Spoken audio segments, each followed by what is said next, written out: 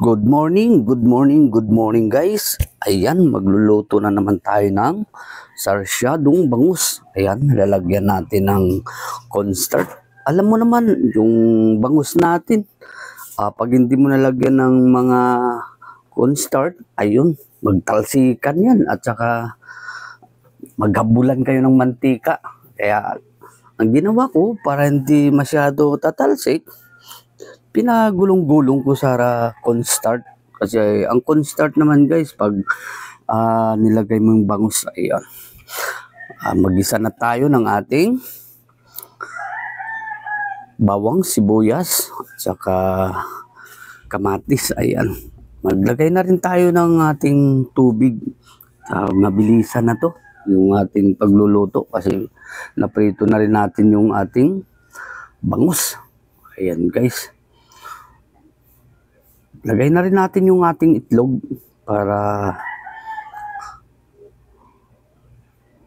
isi-shake na lang natin yan. Ayan. Ayan, shake na natin para mabilisan ang luto na to. Basta importante mag-isa natin ng sibuyas, bawang at saka kamatis. Yan ang importante. Tapos itlog. Ayan, ilalagay na natin yung ating bangus. Ayan. Kasi bumili ako kagabi ng bangus. Ngayon, pinirito ko ngayong umaga para at least mabilis lang ang ating pagluluto. Ayan. Tapos na yan guys. Malapit na yan. Ang sarap ng ating sarsyadong bangus. Wow! Ang sarap.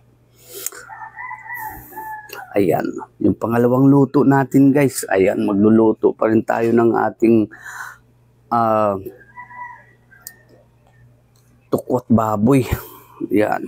Ayan ang tukwat baboy natin sunod. Wow.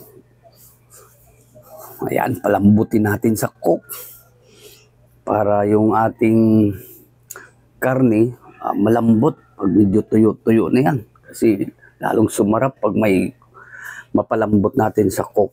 Tsaka ginisa na rin natin yan sa sibuyas bawang. Ayan. At saka paminta. Yung crack. Ayan. Kasi para pa mabango yung ating tukwat baboy. Ayan guys. Palambutin lang natin yan. Ayan na. Tsaka malambot na. Medyo tuyo na yung ating nilagay na cook. Ayan. Isang buting cook ang nilagay natin. Yung kasalo ba. Ayan. Wow. Ang sarap na yan.